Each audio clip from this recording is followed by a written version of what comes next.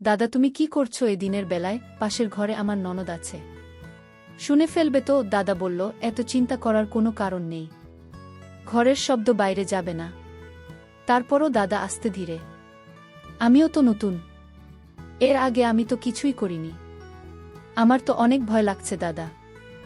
দাদা আমাকে সাহস দিয়ে বলল, ভয়ের কিছু নেই, মানুষ যেমন একদিন মরে যাবে, ঠিক তেমনি তোরও একদিন এই কষ্ট সহ্য করতে হবে, তাই আর কোনো কথা বলিস না।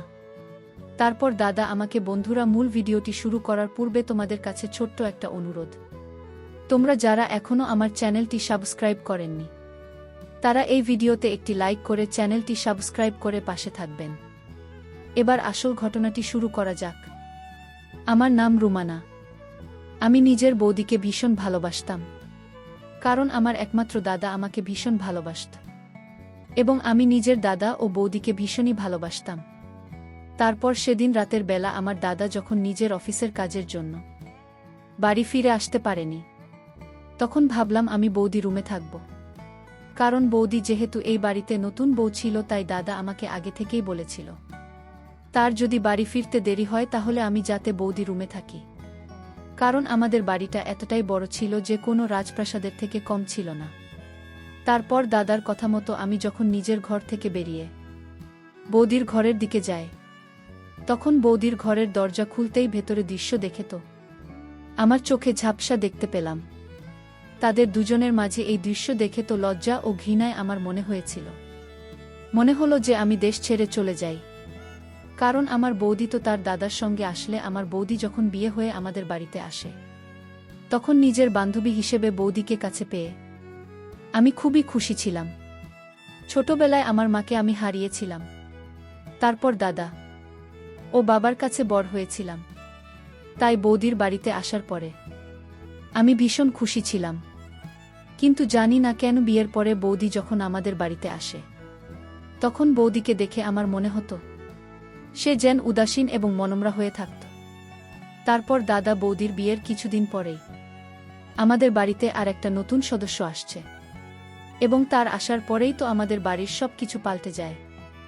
আসলে সেদিন দুপুরবেলা আমরা সবাই একসঙ্গে মিলে যখন খাওয়া দাওয়া করছিলাম, ঠিক ওই সময় একটা ছেলে আমাদের বাড়িতে আসে, এবং সে দেখতে ভীষণ সুন্দর ছিল। তার সুন্দর চেহারা দেখে তো আমি প্রথম দেখাতেই তাকে পছন্দ করেছিলাম। তারপর ছেলেটাকে দেখে তো আমরা কেউ চিনতেই পারিনি, কিন্তু আমার বৌদি ওই ছেলেটিকে দেখা মাত্রই টেবিল থেকে উঠে গিয়ে তার সামনে গিয়ে দাঁড়াল, এবং সেটা দেখে তো আমি, বাবা ও দাদা অনেক বেশি আশ্চর্য হয়েছিলাম। এবং এটা তো আশ্চর্য হওয়ারই কথা, কারণ আমাদের চোখের সামনে বৌদি যখন ওই ছেলেটার দিকে তাকিয়েছিল, তখন আমিও দাদা তো একে অপরের মুখের দিকে তাকিয়েছিলাম। তারপর বড়দিকে কিছু জিজ্ঞেস করার আগেই সে ওই ছেলেটির সাথে বাড়ির ভিতরে নিয়ে এসে খুব খুশি হয়ে বলল ওই ছেলেটি নাকি তার দাদা হয়, হয় ছোটবেলা থেকে নাকি সে ওই দাদার সঙ্গে উঠাবসা পড়াশোনা সব কিছু করেছে, এবং তার দাদা নাকি আমাদের পাড়াতেই থাকতে এসেছিল। বৌদি যখন বলেছিল ছেলেটি তার দাদা হয়, তখন আমি তো নিজের মনে মনে ভীষণ খুশি হয়েছিলাম, কারণ জীবনে প্রথমবার আমি কাউকে প্রথম দেখাতেই পছন্দ করে ফেলেছিলাম। তারপর ছেলেটি ঘরের ভিতরে এসে আমার বাবার পা ধরে প্রণাম করে এবং আমার দাদাকে বলে সে নাকি আমাদের পাড়াতেই থাকতে এসেছে, কারণ আমাদের এখানে নাকি তার একটা চাকরি লেগেছে, তাই সে একটা ঘর ভাড়া নেবে। তখন আমার বাবা ও দাদার কিছু বলার আগেই তো আমার বৌদি অনেক বেশি খুশি হয়েছিল। আমার দাদাকে বলছি, শোনো না, আমার দাদা আমাদের বাড়িতে তো থাকতে পারে, আর তার অন্য বাড়িতে ভাড়া থাকার কি আছে, কারণ আমাদের তো এত বড় বাড়ি আছে, যে কোনো একটা ঘরে তো দাদা থাকতেই পারে। বৌদির কথা শুনে দাদাও তখন ওই ছেলেটিকে বলেছিল, শালাবাবু, তোমার অন্য বাড়িতে ভাড়া থাকার কি আছে, তোমার বোন তো ঠিক কথাই বলেছে, আমাদের এত বড় বাড়ি আছে, তুমি আমাদের বাড়িতে তো থাকতে পারো।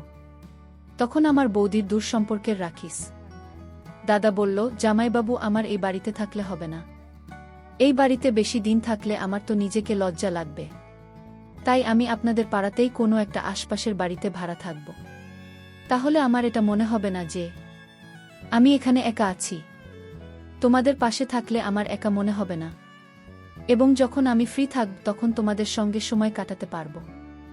যেদিন থেকে আমার বৌদি দাদা আমাদের বাড়িতে এসেছিল, সেদিন থেকে কিন্তু আমি বহুদিন একটা জিনিস লক্ষ্য করেছিলাম যে বৌদির দাদা আসার পর থেকে বৌদি কিন্তু ভীষণ খুশি ছিল এবং বৌদির মুখে হাসিটা কিন্তু বিয়ের পরে আমি কোনোদিন দেখতে পাইনি।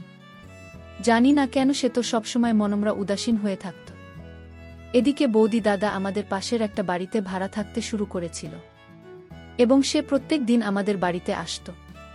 বৌদির দাদা যখনই আমাদের বাড়িতে আসত তখনই তাকে দেখামাত্রই আমি কিন্তু লজ্জায় লাল হয়ে যেতাম। তাকে দেখে আমি ভীষণ হয়ে পড়তাম। এভাবে যখন প্রত্যেক দিন আমার বৌদির দাদা আমাদের বাড়িতে আসত বৌদির সঙ্গে দেখা করতে, তখন আমিও সুযোগ বুঝে বৌদির ওই তরুণ দাদার সঙ্গে কথা বলার বাহানা খুঁজতাম। এভাবে 10-15 দিন কেটে যাওয়ার পরে কিন্তু বৌদির দূর সম্পর্কের দাদার সঙ্গে আমার একটা খুব ভালো বন্ধুত্বের সম্পর্ক তৈরি হয়। এমনকি সে এতটাই ভালো ছিল যে আমার বাবার শরীরের খেয়াল রাখতে। এমনকি ধীরে ধীরে বৌদির ওই দূর সম্পর্কের দাদা আমাদের এতটাই কাছের লোক হয়ে উঠেছে, তার সঙ্গে আমরা বাড়ির সমস্ত ব্যাপারে আলোচনা করতাম। এমনকি বাড়ির কোনো জরুরি কাজকর্ম থাকলে আমার দাদার সময় না পেলে আমার বৌদির সেই দূর সম্পর্কের দাদা বাড়ির কাজও করে দিত। এইভাবে বেশ কিছুদিন কাটার পরে বৌদির সেই দাদা আমার মনে জায়গা করে বসে এবং আমি তাকে মনে মনে অনেক ভালোবেসে ফেলি। তারপর সেদিন সন্ধেবেলায় সুযোগ বুঝে আমি কিন্তু বৌদি দাদাকে বলে ফেলি যে আমি তাকে ভীষণ ভালোবাসি। তারপর সেদিন সন্ধ্যায় আমার বাবা নিজের ঘরের ভিতরেই ছিল এবং বৌদি উপরের ঘরে নিজের কাজে ব্যস্ত ছিল। ওই সময় আমি ও বৌদি দাদা নিচের ঘরে একা ছিলাম এবং আমার দাদা তো নিজের অফিসের কাজে ব্যস্ত ছিল। আমার দাদা কিন্তু তখনও বাড়ি ফিরে আসেনি। তারপর সুযোগ বুঝে আমি যখন বৌদির দাদাকে নিজের মনের কথা বলে ফেলি তখন সে অনেক খুশি হয়ে আমাকে বলল, রুমানা, আজ তুমি আমার মনের কথা বলে ফেলেছ।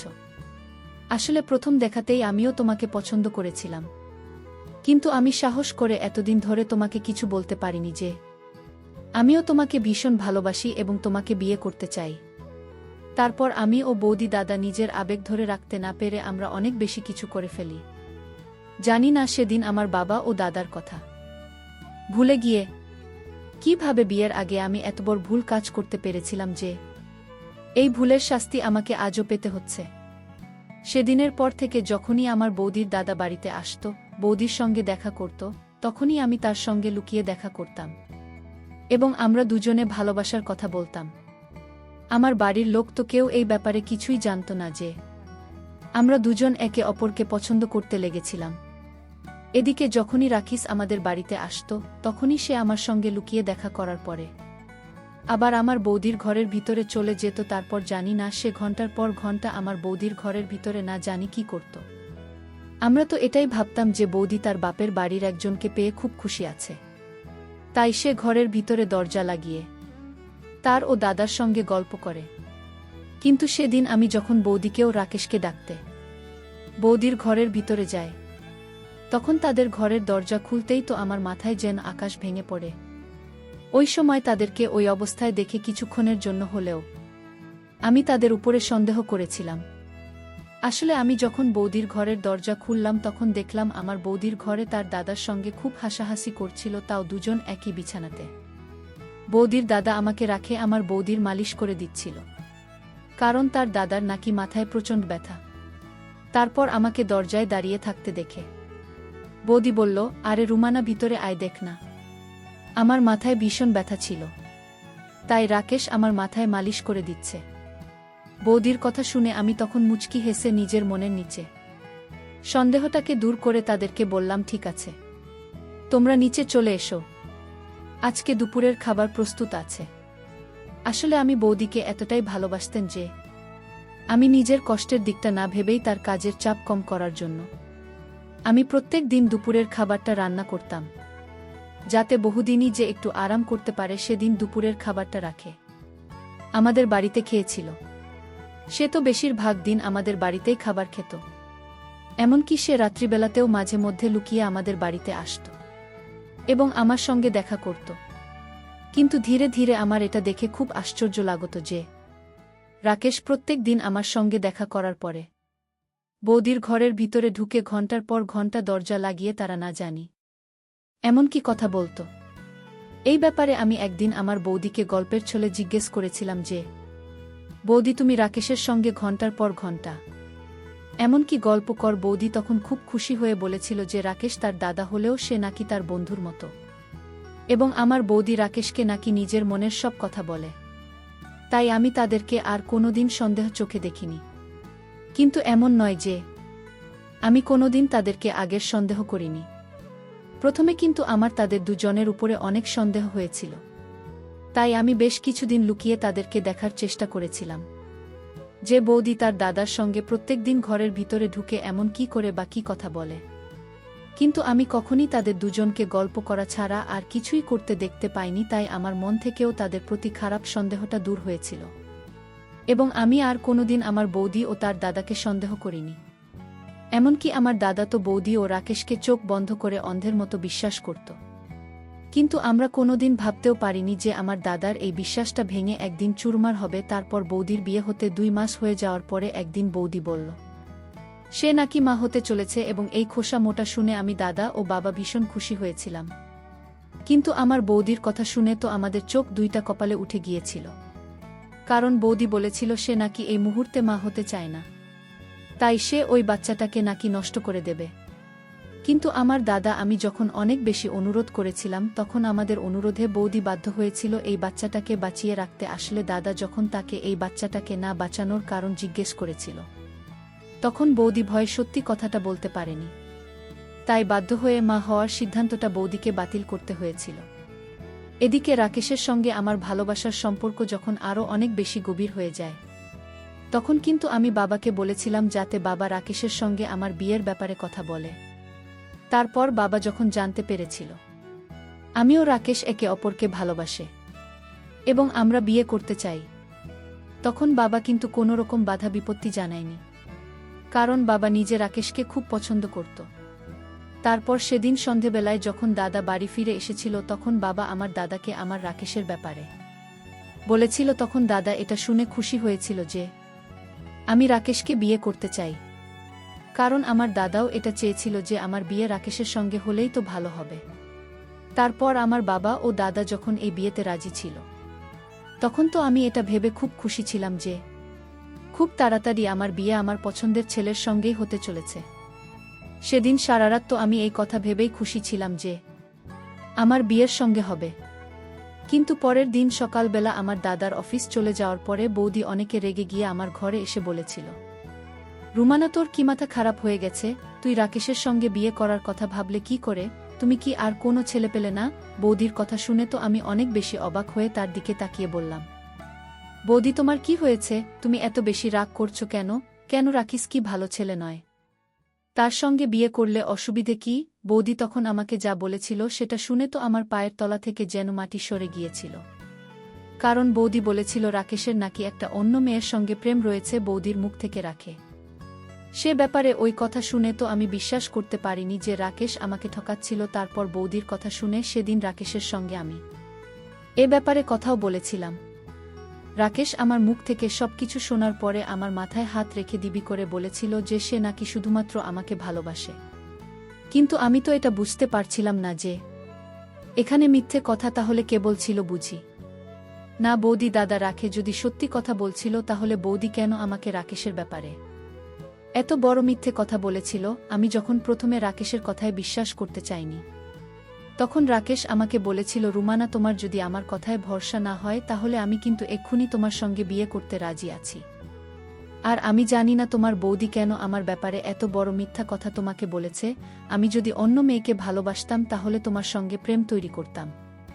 তারপর রাকেশ ভরসা দেওয়ার জন্য সেদিন মন্দিরে নিয়ে গিয়ে আমার সঙ্গে বিয়ে করেছিল, এবং আমিও আবেগের বশে রাকেশকে বিয়ে করেছিলাম। বিয়ে করে সেদিন সন্ধেবেলায় যখন আমরা বাড়ি ফিরে আসি তখন দাদা ও বৌদি আমাদের দুজনকে স্বামী ও বন্ধু অবস্থায় দেখেন অনেক বেশি অবাক হয়েছিল। দাদা তো অনেক রেগে বলেছিল, রোমান হতো এইভাবে আমাদেরকে না জানিয়ে বিয়ে করার কি ছিল? আমি তখন দাদাকে বলেছিলাম, দাদা আমি তো তোমাকে না জানিয়ে বিয়ে করিনি, তোমরা তো সব কিছু জানতে যে আমি রাকে একে অপরকে কতটা ভালোবাসি, এবং আমি নিজেই তোমাকেও বাবাকে এই কথা বলেছিলাম। তারপরেও তো তুমি রাকেশের সঙ্গে আমার বিয়ের ব্যাপারে কোনো কথা বলেনি। আর তুমি আমাকে প্রশ্ন না করে তোমার বুকে প্রশ্ন করো যে তোমার বুকে যেন আমাকে রাকেশের ব্যাপারে এত বড় একটা মিথ্যে কথা বলেছিল। বৌদি তখন আমার কাছে এসে অনেক রেগে গিয়ে আমার গালে একটা থাপ্পড় মেরে বলেছে, তুই কি জানিস রাকেশের ব্যাপারে কোনো কিছু না জেনে শুনে কেন তুই এই ছেলেটাকে বিয়ে করে নিলি এত বড় একটা সিদ্ধান্ত নেওয়ার আগে? তুই একবারও আমাকে বলার প্রয়োজন মনে করি না। আমি তখন বৌদিকে বলেছিলাম, রাকেশ তো তোমার দাদা কম এবং বন্ধু বেশি হয়, তাহলে তুমি কেন চাও না যে তোমার অত ভালো বন্ধু রাকেশের সঙ্গে আমার বিয়ে হোক? বৌদি তখন আমাকে একটাই কথা বলেছিল যে দেখ রুমানা, আমি তোকে এখন কিছু বলতে পারবো না, কিন্তু তুই পরে অনেক প্রস্তাবী, তখন কিন্তু আর কিছু করার থাকবে না। বৌদি এই কথাটা বলে রাগ করে উপরে চলে গেছিল এবং দাদা ও বৌদির পিছনে উপরের ঘরে চলে গিয়েছিল। আমি তো কিছুই বুঝতে পারছিলাম না যে রাকেশ যখন আমার বৌদির এত ভাল দাদা ছিল, তাহলে আমার বৌদি কেন চাইনিজ আমার বিয়ে রাকেশের সঙ্গে হয়, তারপর বিয়ের 7 দিনের মধ্যে। কিন্তু রাকেশ আমার সঙ্গে এতটাই খারাপ ব্যবহার শুরু করেছিল যে আমার তো তার ব্যবহার দেখে আমি অনেক কষ্ট পেয়েছিলাম। আমার কাছে জমানো টাকাগুলো ছিল, তার মধ্যে 5 লাখ টাকার মধ্যে আমার স্বামী কিন্তু গত 7 দিনের মধ্যেই সেই টাকা শেষ করে ফেলেছিল। জানি না সে এত টাকা কোথায় খরচ করেছিল। তারপর সেদিন রাত্রিবেলা যখন আমি আলমারি খুলে দেখি যে আমার লকারে তো 1 টাকাও নেই, তখন আমি বলের কাছেই 5 লাখ টাকার হিসেব চেয়েছিলাম। তখন স্বামী আমার গালে থাপ্পড় মেরে বলেছিল, তুই আমার কাছে টাকার হিসেব চাস? তোর সাহস কি করে হলো? আর এমনিতেও আমার এখন আরও 1 লক্ষ টাকার দরকার আছে, তাই আমাকে এক্ষুনি 1 লক্ষ টাকা বের করে দেয়। আমি তখন বলেছিলাম, কোথা থেকে দেব তোমাকে? যে টাকা আমার কাছে জমানো টাকা ছিল সেই টাকাগুলো তুমি সব শেষ করে দিয়েছে, আমার কাছে আর টাকা নেই। এই কথাটা শুনে সে আমাকে আবার মারতে শুরু করেছিল। তারপর সেদিন আমার স্বামী যখন আমাকে মারধর করেছিল, তখন আমার বৌদি ঘরের ভিতরে এসে শয়তানের হাত থেকে আমাকে বাঁচিয়েছিল। সেদিন আমি বৌদিকে জড়িয়ে ধরে অনেক কেঁদেছিলাম, কারণ সেদিন আমি বুঝতে পেরেছিলাম যে বৌদি কেন তার দাদার সঙ্গে আমার বিয়ে দিতে চায়নি। তারপর রাকেশকে আমার বৌদি বলেছিল, তোর যত টাকার প্রয়োজন হবে আমার কাছ থেকে নিয়ে যাবি, কিন্তু রুমানাকে কিছু বলবি না, না হলে কিন্তু আমার থেকে খারাপ আর কিছু হবে না। আমি তো ভেবেছিলাম হয়তো আমার জন্যই আমার বৌদির সঙ্গে তার দাদার সম্পর্কটাও খারাপ হয়ে গেছে, কিন্তু আমার বৌদি ও আমার বরের ব্যাপারে মানে রাখে। সে ব্যাপারে যখন সত্যি কথাটা জানতে পেরেছিলাম, তখন তো আমার চোখ দুইটা যেন কপালে উঠে যাওয়ার মতো অবস্থা হয়েছিল। এবং আপনারা শুনলে আশ্চর্য হয়ে যাবেন, আসলে বিয়ের কিছুদিন পরেই রাকেশ যখন আমার উপরে মারধর করতে শুরু করেছিল, তখন আমার দাদা কিন্তু এই কথা জানতে পেরে এবং রাকেশকে আমাদের বাড়ি থেকে বেরিয়ে যেতে বলেছিল। এমনকি আমার দাদা রাকেশকে হুমকিও দিয়েছিল যে রাকেশ যদি আমাকে মারধর করে তাহলে দাদা কিন্তু তাকে ছেড়ে কথা বলবে না। তখন রাখে আমার দাদাকে বলেছিল, শোনো শালাবাবু, রুমানার সঙ্গে কিন্তু আমার বিয়ে হয়েছে, রুমানা আমার বউ, তাই আমাদের মাঝখানে তোমাদের আসার কোনো দরকার নেই। সেদিন কিন্তু আমার দাদা অনেকে রেগে গিয়ে আমার স্বামীকে ধাক্কা মেরে বাড়ি থেকে বের করে দেওয়ার চেষ্টা করেছিল, কিন্তু আমার স্বামী এতটাই নির্লজ্জ ছিল যে সে ওই মুহূর্তে আমার দাদাকেও আঙুল দেখিয়ে বলেছিল যে এই বাড়ি থেকে আমি একা যাব না, তো আমি বাড়ি থেকে বেরিয়ে গেলে আমার বুকেও সঙ্গে করে নিয়ে যাব এবং তাকে আমার সঙ্গে করে নিয়ে যাওয়ার পুরো অধিকার আছে। আর রুমানা যদি আমার সঙ্গে না যায় তাহলে আমিও কিন্তু এই বাড়ি ছেড়ে কোথাও যাব না। সেদিন আমি বুঝে গিয়েছিলাম যে ওই শয়তানকে বিয়ে করে তো আমি নিজের জীবনটাকে শেষ করে দিয়েছি, কিন্তু আমি যদি দাদার বাড়িতে থাকি তাহলে সে তাদেরকে শান্তিতে থাকতে দেবেন না। আর এমনিতেও আমার বৌদিমা হতে চলেছিল, তাই আমি চাইনি যে ওই অবস্থায় আমার বৌদি মানসিক দিক দিয়ে অসুস্থ হয়ে পড়ে। তাই আমি আমার স্বামীকে বলেছিলাম, আমি তোমার সঙ্গে গেলে তুমি এখান থেকে যেতে রাজি আছো তো? তাহলে আমিও তোমার সঙ্গে এখান থেকে যেতে রাজি আছি, অন্ততপক্ষে আমার দাদা ও বৌদি তো শান্তিতে থাকতে পারবে। আমি যখন আমার বরের সঙ্গে বাবার বাড়ি ছেড়ে চলে যেতে রাজি হয়েছিলাম, তখন আমার বৌদিকে দেখে আমার হাতে পায়ে ধরে বলেছিল, রুমানা তুই এখান থেকে কোথাও যাবি না, তুই এখানে থাকবি, আমি এই শয়তানটাকে বাড়ি থেকে বের করব। কিন্তু আমি তাদের কোনো কথা শুনিনি। আমি ওই শয়তানের সঙ্গে তার বাড়িতে চলে এসেছিলাম। কিন্তু সেখানে আসার পরে তো স্বামী। কিছুদিন পর আমার বৌদির বাড়িতে আমার স্বামী গেল। তারপর আমি তার পিছু পিছু গেলাম। আসলে আমি যে তার পিছু নিয়েছিলাম সেটা জানত না। তারপর আমি আগেই বৌদির ঘরে লুকিয়েছিলাম। তারপর আমার স্বামী যখন বৌদির ঘরে ঢুকল, তখন আমি তাদের দৃশ্য দেখে অবাক হয়ে গিয়েছিলাম। কারণ আমার স্বামী তো বুদির সঙ্গে না, আর ভাবতেই পারছি না। তারপর তাদের দুজনের সেই দৃশ্য আমি দেখে ফেলাই। তারা চমকে উঠল। বুদি তখন বলল, আসলে ও আমার দাদা নয়, ও আমার পুরাতন প্রেমিক ছিল। বন্ধুরা, আজকের গল্পটা এখানেই শেষ করলাম। ভালো লাগলে চ্যানেলটি সাবস্ক্রাইব করে পাশে থাকবেন। ধন্যবাদ।